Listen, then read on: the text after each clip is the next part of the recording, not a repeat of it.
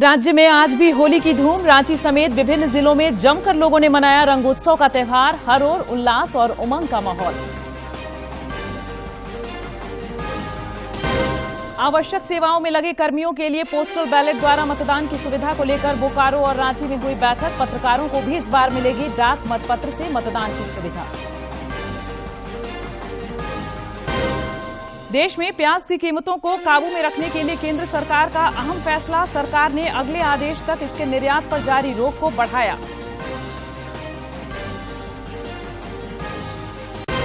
और मौसम साफ होते ही बढ़ी गर्मी। ज्यादातर जगहों पर तापमान 33 डिग्री के पार। आने वाले दिनों में न्यूनतम और अधिकतम तापमान में 3 से 4 डिग्री की होगी बढ़ोतरी।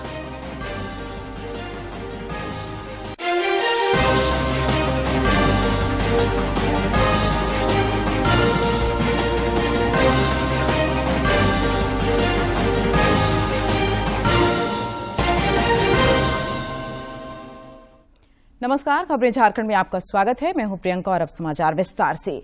समाचारों में आगे बढ़ने से पहले आप सभी को दूरदर्शन परिवार की तरफ से होली की हार्दिक शुभकामनाएं। झारखंड में प्रेम, सद्भाव और उल्लास के साथ आज भी होली मनाई जा रही है। राजधानी रांची समेत सभी जिलों में सुबह से ही रंगोत्सव को लेकर खासा उत्साह देखने को मिला। होली के इस त्यौहार में आम और खास सभी ने इसे अपने अपने तरीके से सेलिब्रेट किया। राजधानी रांची में भी हर गली, मोहल्लों और अपार्टमेंट में पारंपरिक और आधुनिक सुविधाओं के समावेश के साथ होली मनाई गई। होली को लेकर प्रशासन की ओर से भी सुरक्षा के पुख्ता इंतजाम किए गए थे। हुड़दंगियों पर नजर रखने के लिए जिला प्रशासन की ओर से जगह जगह पुलिस बल तैनात किए गए थे ताकि किसी तरह की अप्रिय घटना न हो।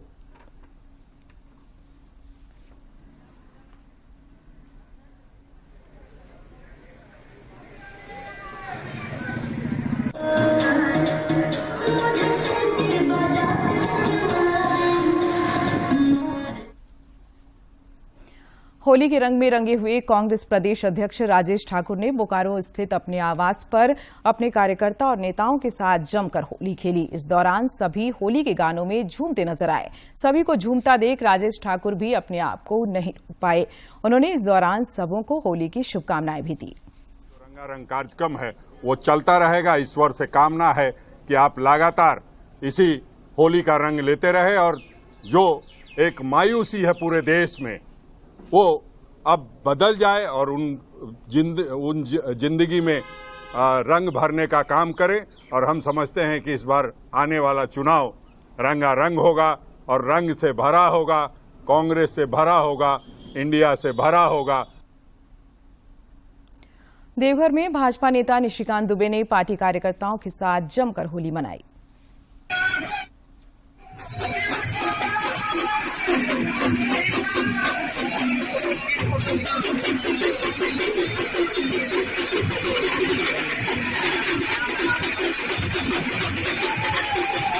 कौन सी वाली ये होली है? ये बाबा बैद्यनाथ की नगरी है। आपको पता है कि यहाँ 2 दिन नहीं 3 दिन लोग होली खेलते हैं। हरी से हर का मिलन होता है, अबीर गुलाल खेलते हैं, रंग खेलते हैं, कीचड़ खेलते हैं। और उसी में मोदी जी के आने का जो उत्साह है कि तीसरी बार मोदी सरकार बनेगी, वो उत्साह आप देख रहे हैं यहाँ के लोगों में, यहाँ के जनमानस में, यहाँ के कार्यकर्ताओं में। खूंटी जिले में भी होली का त्यौहार धूमधाम से मनाया गया। बड़ों के साथ साथ बच्चों ने भी होली के मौके पर खूब मस्ती की। विभिन्न गली और मोहल्लों में किशोरों और बच्चों ने जमकर रंगों से होली खेली। ड्रम में पानी भरकर लाल, गुलाबी, नीले, पीले रंगों का इस्तेमाल कर किशोरों ने एक दूसरे पर रंग लगाया और पानी की बौछार भी की। इधर घरों में महिलाएं पुआ और पकवान बनाने में व्यस्त दिखीं। खूंटी के ग्रामीण इलाकों में परंपरा के अनुसार होली खेली जा रही है। लोग काफी उत्साहित होकर उल्लासपूर्वक होली खेल रहे हैं। वहीं जनजातीय समुदाय में फगुआ परंपरा उत्साहपूर्वक मनाने की परंपरा है। कड़िया मुंडा के गांव में रात को चौराहे पर फाग काटा गया। लोग सेमल पेड़ की कटीले डाली को चौराहे पर गाड़ते हैं और पुआल आदि डालकर उसे राक्षस प्रवृत्ति सूचक बनाकर उस पर विधि विधान करते हुए आग लगाई जाती है। जब आग तेज हो जाती है तब उस गाड़े गए डाली को फरसा से काटा जाता है। जैसे ही राक्षस प्रवृत्ति सेमल डाली कट गई, लोग पाप पर पुण्य की विजय पर उल्लास के साथ खुशियां मनाते हैं। गोवर्धन सिंह मानकी ने बताया कि यह परंपरा सदियों से चली आ रही है। जनजातीय फागुन के इस दिन शिकार खेलने जाते हैं और शिकार के दौरान सेमल के पेड़ पर राक्षस छिप गया था। जिसे चौराहे पर लाकर काटने की परंपरा है। इस परंपरा के साथ ग्रामीण फाग काटकर खुशियां मनाते हैं। बने हैं तब से ये हम लोग फागुआ का पर्व मनाते आ रहे हैं। इसमें पुरानी कथाओं के अनुसार से कहा जाता है कि आदिवासी जितना भी पुराना परंपरा मनाते हैं वो लोग जंगल में शिकार खेलने जाते हैं और कहा गया है कि शिकार खेलते खेलते कुछ राक्षस मन असामाजिक तत्व लोग आकर के इस पर हमला करते हैं और जितना भी इसका शिकारी किया हुआ शिकार वो लूट के ले जाते हैं और ऐसे में वो लोग नहीं चलेगा सोच के और जितना भी है वो शिकार किया हुआ संपत्ति एवं अपने भी सेमल गाछ में छिप जाते हैं और अन्य जैसे सेमल, डोका, तेले इस सब का। और अब लोकसभा चुनाव से जुड़ी खबर। रांची के जिला निर्वाचन पदाधिकारी सह उपायुक्त राहुल कुमार सिन्हा की अध्यक्षता में आज एक बैठक हुई। बैठक में लोकसभा चुनाव में आवश्यक सेवाओं में लगे कर्मियों के लिए पोस्टल बैलेट द्वारा मतदान की सुविधा उपलब्ध कराने के बिंदुओं पर चर्चा हुई। श्री सिन्हा ने बैठक में उपस्थित अधिकारियों से कहा कि वे ऐसे मतदाताओं की सूची तैयार कर लें जो मतदान दिवस पर आवश्यक सेवा में लगे हैं। उन्होंने कहा कि सभी अपने अधीनस्थ कर्मचारियों को वोटिंग के लिए प्रेरित भी करें।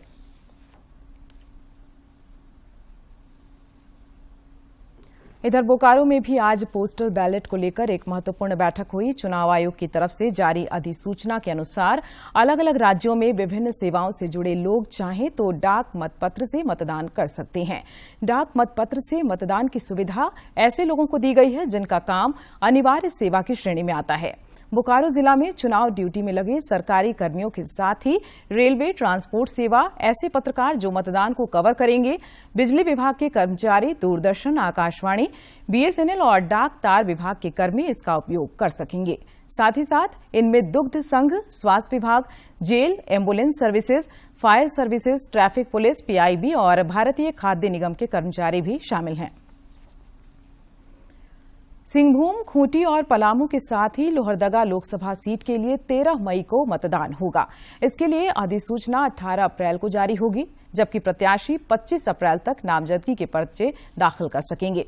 इस लोकसभा क्षेत्र में पूरा गुमला और लोहरदगा के साथ रांची का भी कुछ हिस्सा आता है।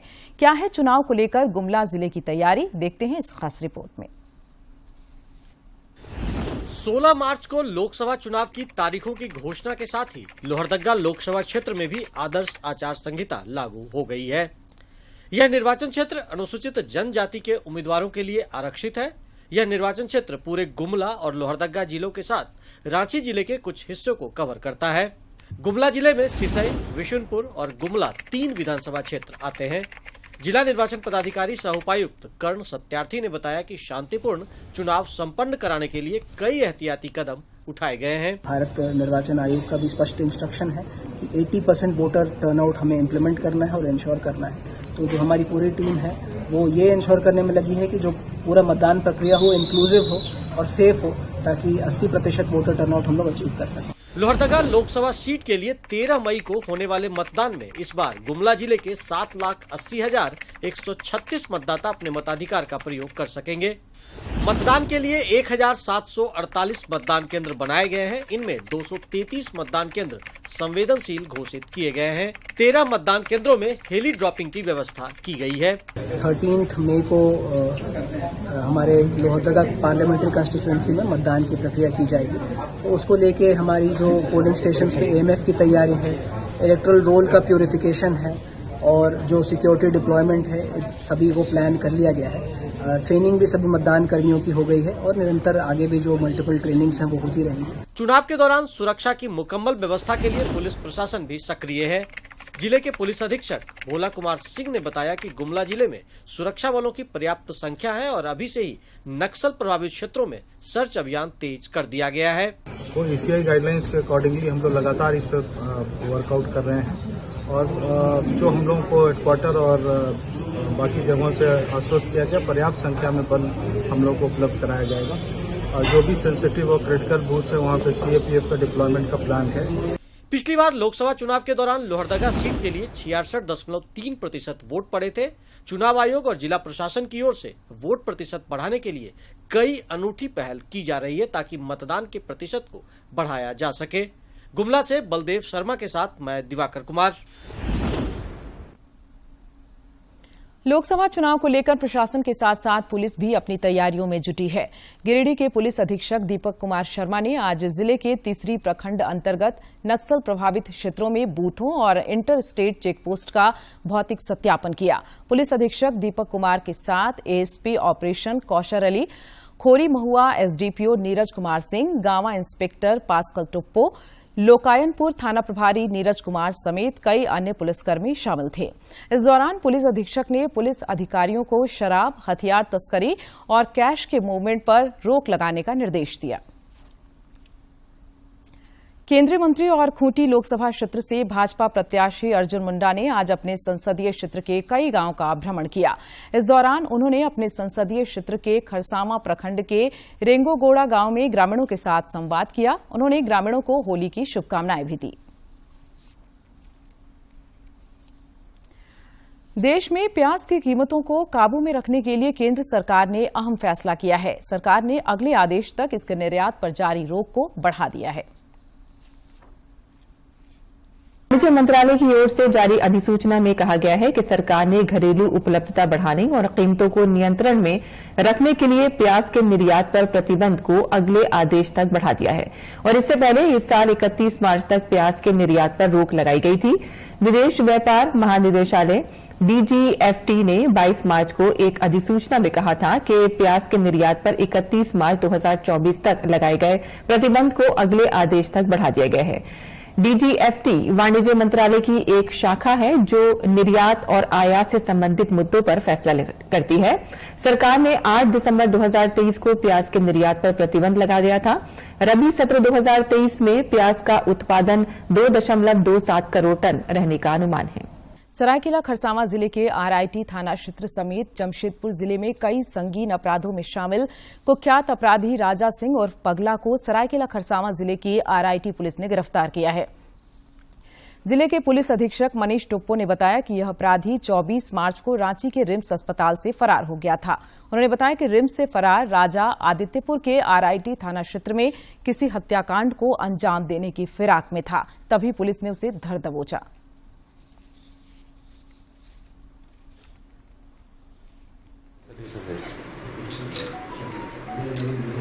वहां से दोनों की गिरफ्तारी की गई है।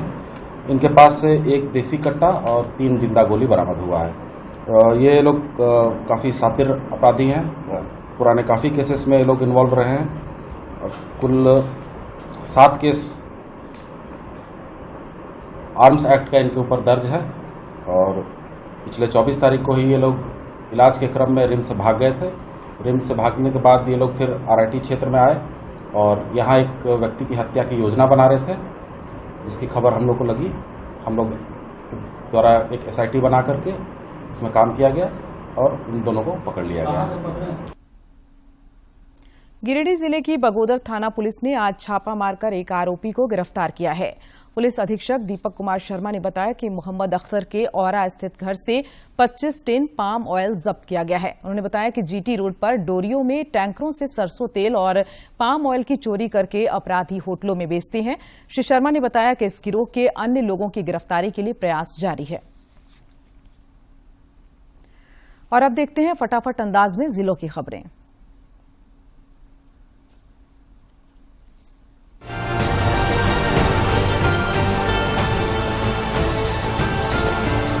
होली के त्यौहार पर हजारीबाग की उपायुक्त नैन्सी सहाय ने लोगों को शुभकामनाएं दी हैं। उन्होंने कहा कि होली का त्यौहार हर साल उत्सव और खुशियों का पर्व बनकर आता है। यह त्यौहार रंगों के खेल, प्यार और भाईचारे का प्रतीक है। होली को जीवन के नए रंग, नए उत्साह और नई खुशियों के साथ मनाएं। गिरिडीह के उपायुक्त नमन प्रियेश लकड़ा ने भी लोगों को रंगोत्सव की बधाई दी है। उन्होंने कहा कि रंग, उमंग और उल्लास के महापर्व होली की समस्त जिलेवासियों को हार्दिक शुभकामनाएं। बोकारो जिला उत्पाद टीम ने हरला थाना अंतर्गत दामोदर नदी किनारे वास्तेजी गांव में अवैध शराब निर्माण स्थल पर छापेमारी अभियान चलाया। टीम ने 2000 केजी जावा महुआ शराब एवं 105 लीटर अवैध चुलाई शराब को जब्त किया। टीम ने इन सभी चीजों को वहीं पर विनष्ट भी कर दिया।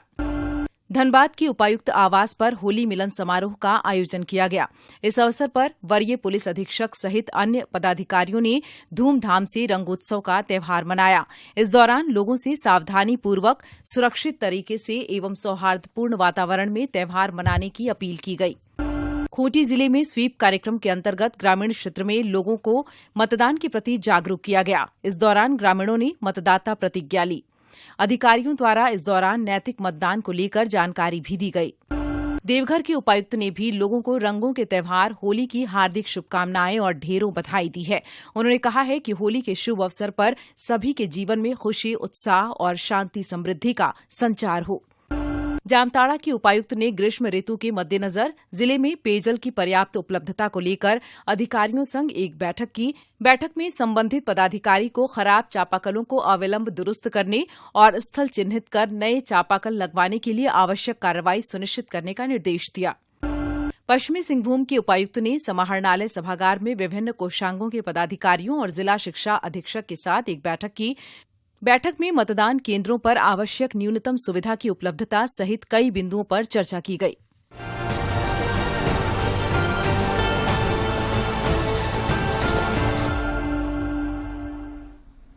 आगे बढ़ेंगे। जम्मू कश्मीर स्थित पूंछ के ट्यूलिप गार्डन की रंग बिरंगी छटा आजकल देखते ही बन रही है। इसका दीदार करने के लिए बड़ी संख्या में लोग गार्डन पहुंच रहे हैं। देखिए रिपोर्ट।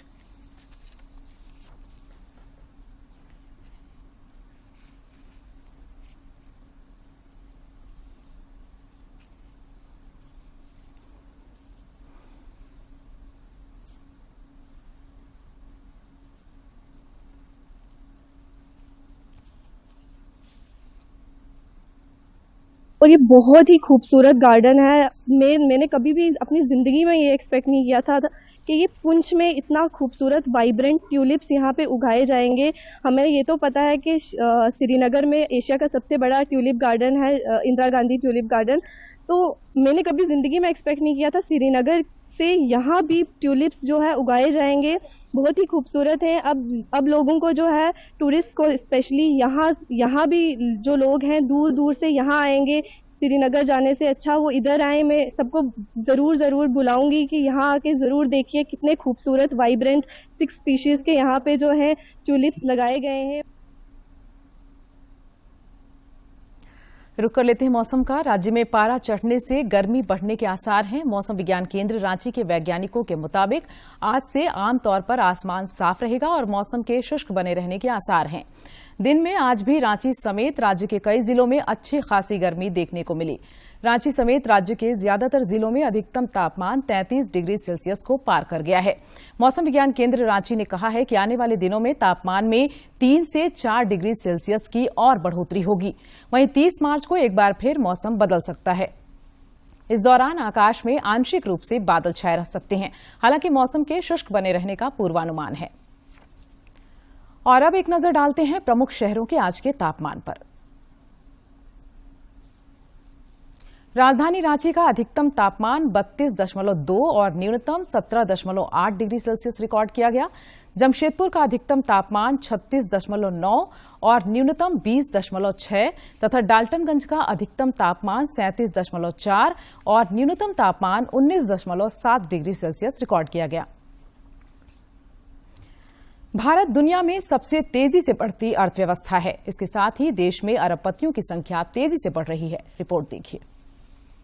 उड़न इंडिया रिच लिस्ट 2023 के मुताबिक देश में 1319 लोगों के पास 1000 करोड़ रुपए से अधिक दौलत है।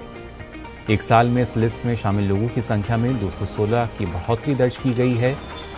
इस लिस्ट में 278 लोगों को पहली बार जगह मिली। ये पहला मौका है जब इस लिस्ट में शामिल लोगों की संख्या 1300 पार कर गई है। पिछले 5 सालों में इस संख्या में 76% तेजी आई है और दूसरी ओर चीन और ब्रिटेन में अरबपतियों की संख्या में गिरावट आई है, जबकि यूरोप में अभी स्थिरता है।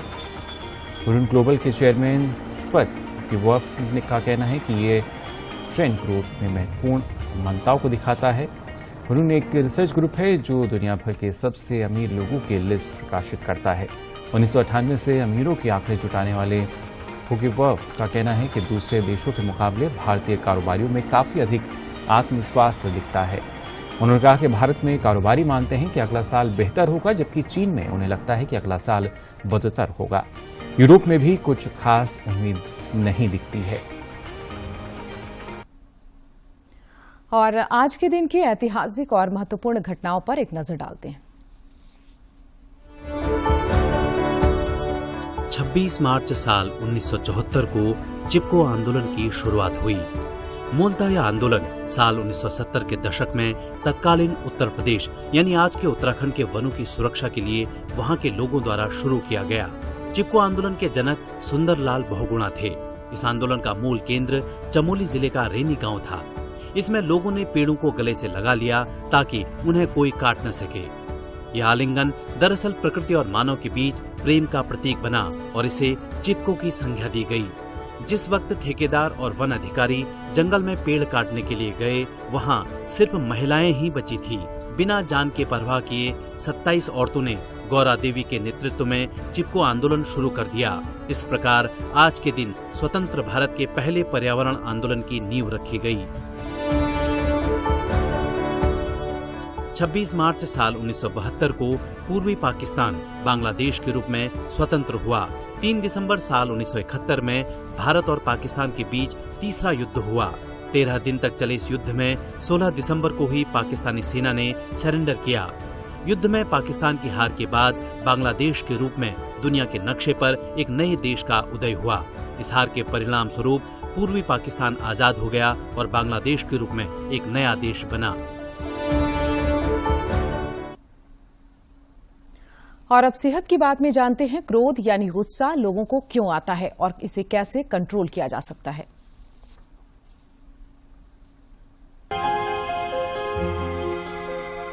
क्रोध एक स्वाभाविक प्रतिक्रिया है जो हमें बताती है कि कुछ उचित नहीं है। गुस्सा न केवल एक असहज भावना है, बल्कि जब हम क्रोध का अधिक अनुभव करते हैं, बहुत अधिक समय तक गुस्से में रहते हैं, तो इसका दुष्प्रभाव कई तरह से हम पर पड़ता है।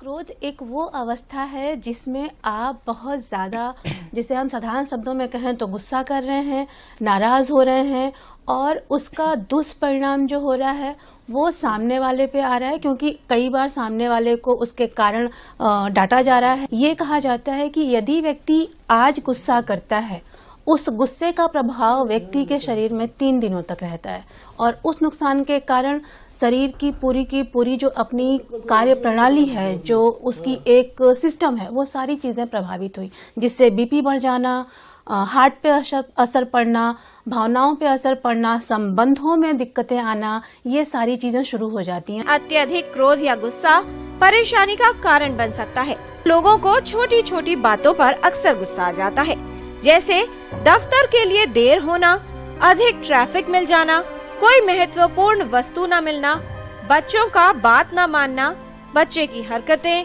किसी की अनुचित बात या कोई कार्य पूर्ण न होना। ऐसी बातों पर हम कभी न कभी गुस्सा अवश्य करते हैं।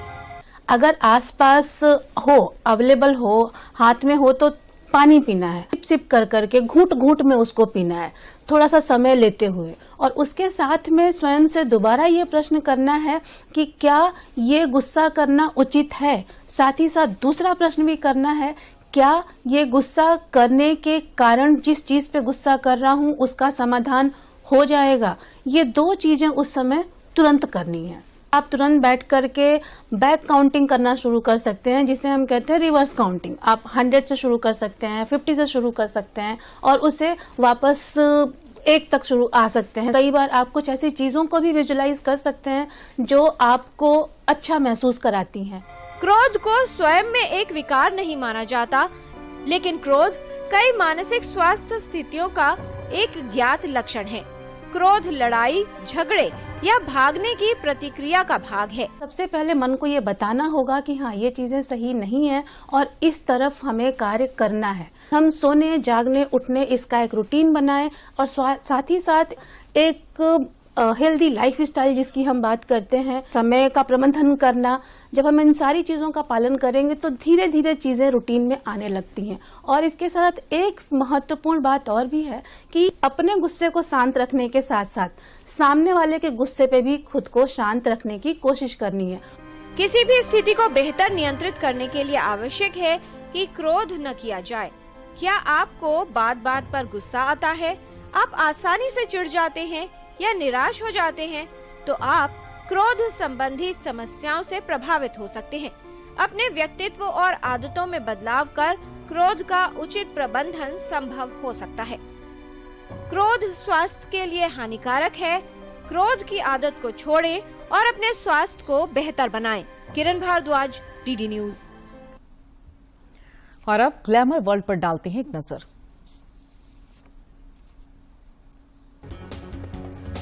पुष्पा के डायरेक्टर सुकुमार और RRR फेम रामचरण एक बार फिर साथ में काम करने के लिए तैयार। होली पर सुकुमार और रामचरण ने अपनी अपकमिंग फिल्म RC-17 का किया ऐलान।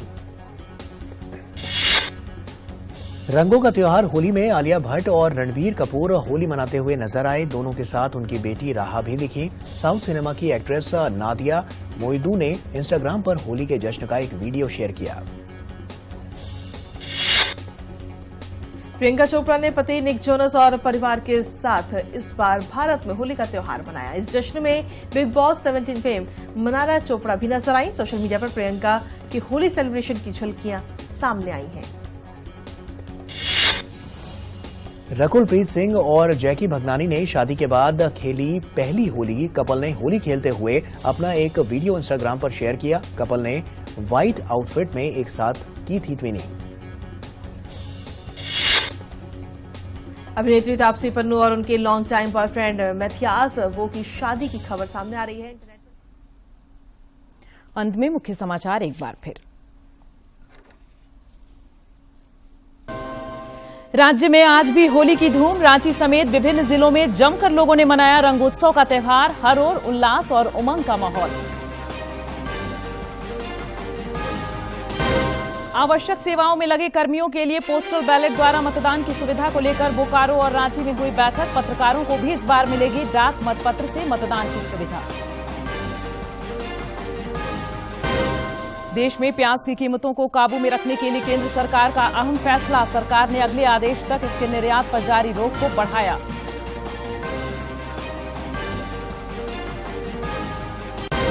और मौसम साफ होते ही बढ़ी गर्मी। ज्यादातर जगहों पर तापमान 33 डिग्री के पार। आने वाले दिनों में न्यूनतम और अधिकतम तापमान में 3 से 4 डिग्री की होगी बढ़ोतरी।